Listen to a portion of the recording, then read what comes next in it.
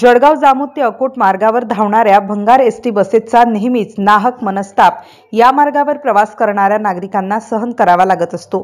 नुकत्याच 2 जानेवारी रोजी Akot आगाराची ST bus क्रमांक MH40 N9664 अकोटवरून जळगाव जामोद प्रवास करत असताना आडगाव बुद्रुक येथे अचानक बस गरम होऊन पेट घेण्याच्या परिस्थितीमध्ये होती। काही क्षणात बस चालक त्यांच्या लक्षात ही बाब येताच त्यांनी बस रस्त्याच्या कडेला लावून प्रवाशांचे जीव वाचवले।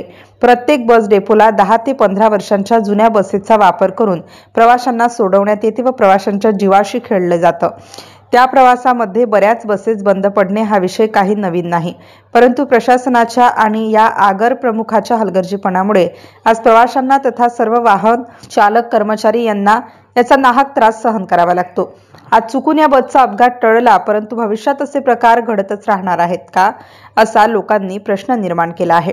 राज्य सरकार फक्त लाडकी बहीण करत स्वतःचं वर्चस्व दाखवण्याचा प्रयत्न करतंय, परंतु सर्वसामान्य प्रवाशांना सुखाचा प्रवास सुद्धा नशिबात नाही व याच नागरिकांच्या जीवावरती स्वतः एसीच्या कारमध्ये फिरण्याचा आनंद सर्व नेते मंडळी व प्रशासन घेत असते। अशा संतप्त प्रतिक्रिया प्रवासी नागरिकांमधून उमटताना दिसत आहेत। MCN न्यूज मराठी करिता परमेश्वर हाटोळे, अकोट।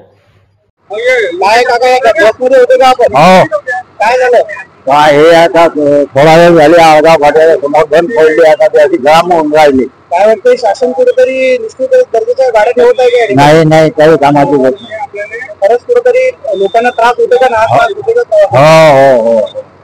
हो काय वाटतं शासनाने काय करायला पाहिजे? काय आता याची सोय करायला पाहिजे शासनानं। जसं ड्रायव्हर लोकांना सुद्धा त्रास होतो। हो सगळे प्रवासायले हो काय वाटतं आपण काय करायला पाहिजे? आता याची सोय करायला पाहिजे प्रवासायची।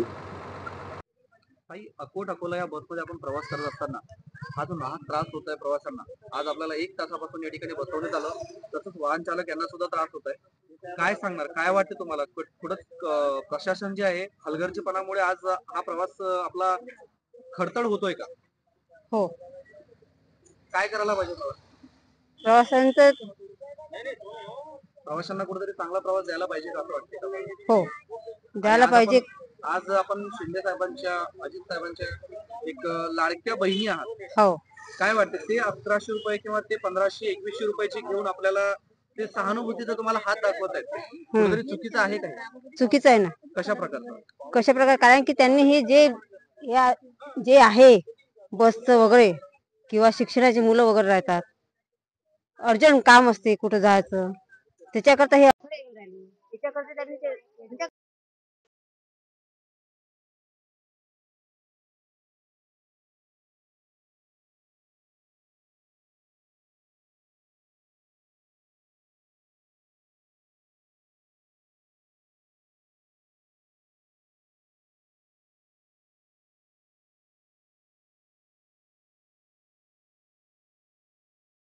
ताई काय नाव आपलं? निकिता संजय शिराळकर। मला सांगा ताई, आपण आज अकोट आणि जळगाव जामोद या बस मध्ये प्रवास करत असताना आज आडगाव मध्ये जो या बसचा एक थोडासा प्रॉब्लेम झालाय, हिटिंगचा प्रॉब्लेम आलेला आहे याच्यामध्ये। काय वाटते आज आपण हा 1 तासामध्ये या ठिकाणी बसलेला आहात, हा त्रास जो होतोय आपल्याला, हा कुठेतरी नाहक त्रास जो होतोय, हा प्रशासनाने यांच्याकडे काहीतरी दुर्लक्ष केलेलं आहे का? हो केलेलं आहे, कारण मला माझ्या शिक्षणाबद्दल जायचं होतं। मला आता जास्तच उशीर होणार आहे, कारण माझी एक्झाम होती। पण आता मला असं वाटतं की काय प्रशासनाने कुठेतरी ज्या लाडक्या बहिणीला हे पैशांचा जो अभाव सांगितलेला आहे, 2100 देणार, 1500 देणार, आज हेच पैसे जर कदाचित त्यांनी चांगल्या प्रवासासाठी, त्यांच्या सुखसुविधांसाठी जर केले तर काय वाटतं, आपलं काय मत आहे याच्यावरती? मला असं वाटतं की त्यांनी या सुखसुविधा व्यवस्थित राबवाव्यात। जास्तीत जास्त त्यांनी शिक्षणाच्या विद्यार्थी यांची काळजी घ्यावी का, त्याबद्दल त्यांना प्रवास व्यवस्थित करता यावा, त्यांची एक्झाम लेट झाली नाही पाहिजे। आज आपण कुठे चालले होतात? मी एक्झामला चालले होते।